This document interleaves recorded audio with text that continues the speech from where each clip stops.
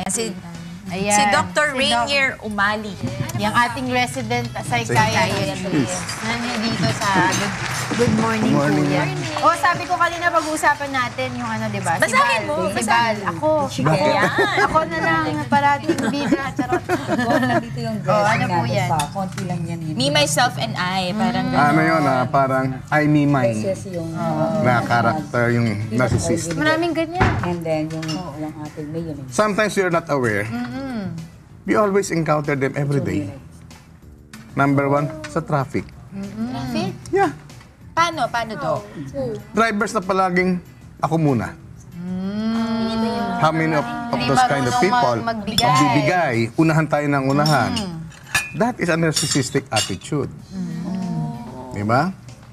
Sa mga showbiz. Oo. Ang dami niyan. Na kailangan ako bida. Alam ni Ako- Diego yan. Yeah. No?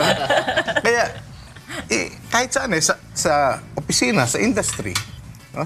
Kahit saan yan, makikita mo yan. These are the kind of people na yung number one, makasarili. No? Number two, binoblow up nila yung kanilang mga achievements. Na kahit ang liit lang yan, palalakihin nila yan. Oo.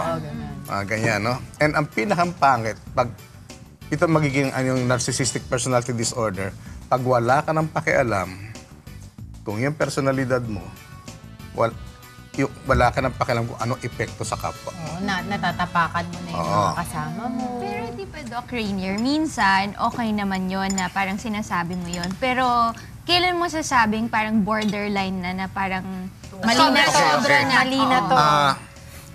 In some way, no, ang narcissistic personality can be positive. You know? Because pagdating sa grooming mo, maayos ka. Sa pananamit, no? Sa pagkilos mo, maayos ka. Walang masama sa ganoon.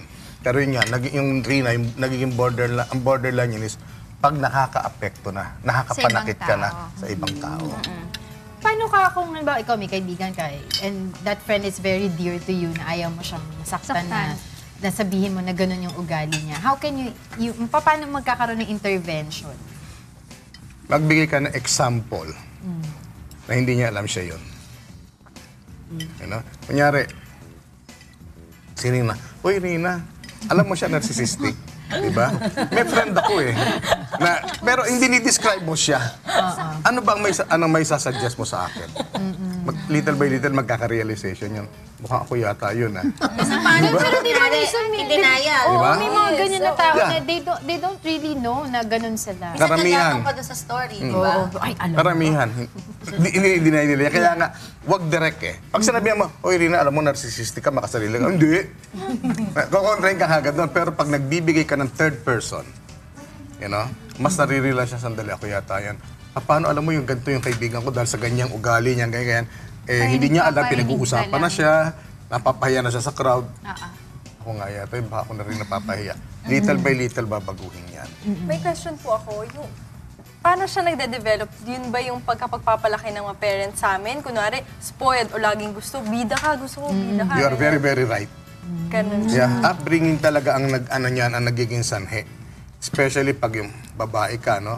Gusto palagi ng daddy mo. Refrain and proper ka. Gano'n, palagi ikaw yung kailangan, pagpersahin ka, you should be the brightest and the best sa school. And pag hindi ka naging gano'n, magagalit ako sa iyo.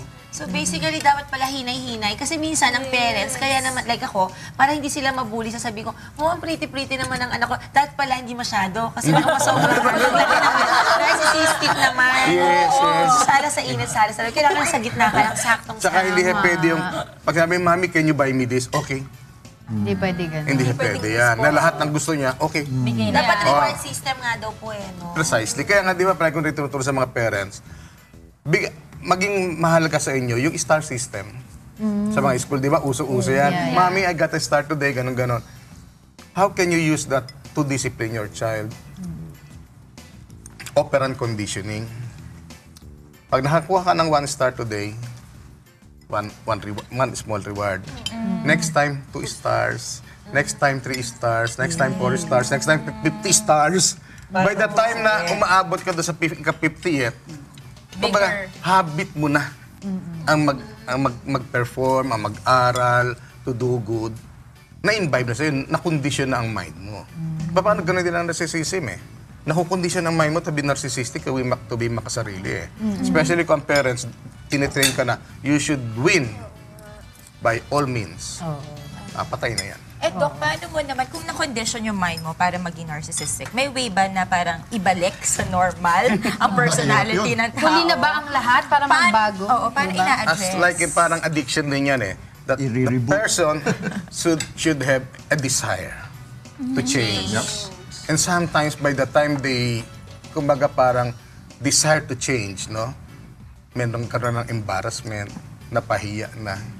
Pero siguro, Doc, no, ang first move should be acceptance first. Kasi Yeah, kung in precisely. denial, paano Mahirap. pa niya, hindi niya naya-accept yun, Mahirap. paano pa siya magkakaroon ng desire na i-change Yeah. yun if she's not aware? Kaya ang mangyayari doon, yung situations ang magpapachange sa kanya. Kaya nga, minsan, very embarrassing na.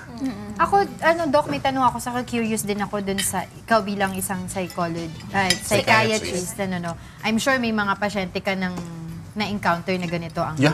ang situation Yeah. nila. No? Ano yung ang mga ginagawa mong exercise or therapy para ma-lessen or kung at least ma-lessen man lang kung hindi talaga tuluyan mababago right Ang talaga away? niya psychotherapy, cognitive therapy.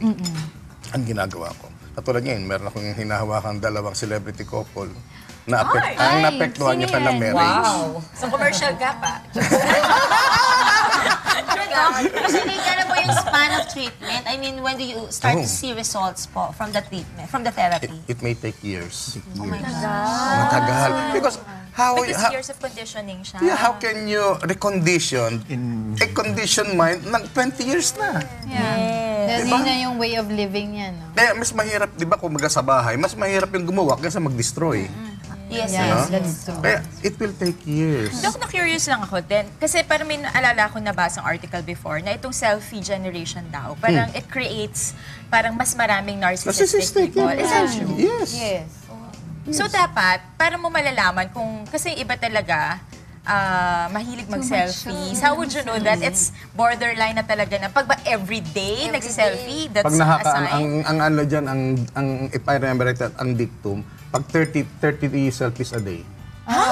May gumagawa nun? Do you know that in England, may isang lalaki pa siya, 200 to 300 selfies a day. Post ng post. Si Rina, 20 lang a day, di ba? 19 Kaya lang. paano, ito tanong mo ako, pero Monica, at pagtatanong ka, bakit ka nagsiselfie? Di ba? To thank you something. Di ba? Alam mo, reason ko ba't ako nagsiselfie? Kasi sayang yung effort ng makeup, nung ganyan. Tapos hindi ko na, kumbaga kahit hindi mo i-post, pero nasa file mo lang. Pwede Hindi rin katulad naman kasi yun. sa iyo, Doc, No. not everyday nakakapag-makeup, nakapastura ka eh. Pero yung di ba, parang wala namang makeup. Mas, Pero selfie wala pa na rin. po, selfie lang na selfie, post ng post, post ng post. Why? Dami ako mag-selfie, isa lang na-upload ko. Diba? Upload na upload eh. Diba?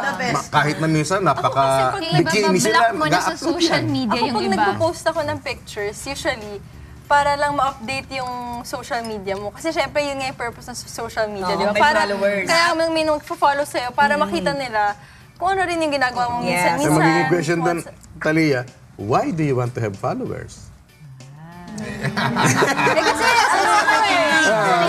Kasi, So, being narcissistic. that is part of being narcissistic. At saka Diba? Doc, siguro like for example sa ganitong line ng trabaho, kailangan din magpasalamat sa mga ilang yun nga. endorsers. Precisely. But don't get me wrong, ha? You can have a narcissistic personality. That's fine. Ang mahirap, kung yung ginagawa mo yun, paninira Nakaapekto sa na. sa kasama. Yung Nakakaapak mga ka. Yun ang pangit. narcissistic personal disorder, parang may narinig ako, meron din daw silang mga tendencies na mag-suicide, ganyan. Yung mga NPD. So, Paano? NPD, lala na. parang Paano ganun. Sa kung States. ikaw ay narcissistic? Di ba, as I've said, gusto mo sentro ka palagi. pag hindi No? nasunod yung gusto mo. Precisely. Paano pag hindi ka na sentro? Depression. Depression. Yun, susunod Yun doon. na, kaya Yun they na. tend, Oo. suicide. Pag hindi ka na pinapansin. Pag wala ng attention. Precisely. Doc, may katanungan ako. Kasi sa Instagram, meron akong fina-follow na celebrity na Wow. kilala siya na Sino bilang... yan? Itago Hindi ako natin. yun, hindi ako yun. Dayaan mo kung hindi ikaw, Hindi mga ako politika yung na-upload mo. Hindi selfie. May fina-follow ako na celebrity dito sa Instagram. Nakilala siya bilang selfie queen of this generation. Patatawag mo ba na narcissistic itong taong to kung panay ang retoke niya sa mukha niya? Or iba na yon? It is a narcissistic behavior. Talaga? Kasi Because parang palaging, ano yung kikay tatanong mo, why? Yeah. But why? Why do you keep on, fixing your face? Why? di Ikaw sa pa why rin, news magtanong. di ba? Sarili mo na naman ang sinasatisfy mo Ni noon. Diego. But why? Diba? Minsan hindi natin na itatanong ano ba ang purpose mo sa paggawa mo niyan? to make myself feel better. Then, it is a narcissism. Ay, talaga? Pero minsan, Dok, meron kasi siguro, dahil din sa trabaho ko pang isa, no? Meron po kasi sila minsan, may mga pasyente may pinaghuhugutan sila. Like, for example, nabully po sila nung araw. Tapos parang, feeling nila naapakan sila dahil masyado silang nalait and all.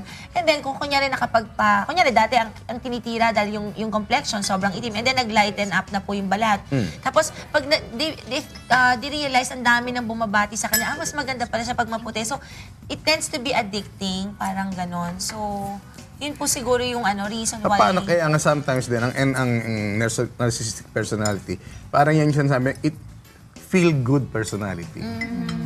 Diba? Parang minsan makikita mo sa Yahoo, yung mga dati, bata na, tataba, no? Ngayon, hang na sila. So, they feel good, you know? So, medyo akin ano ang huling yan? halakhak. Yeah. Pero correlated po ba yung sa feeling of grandeur?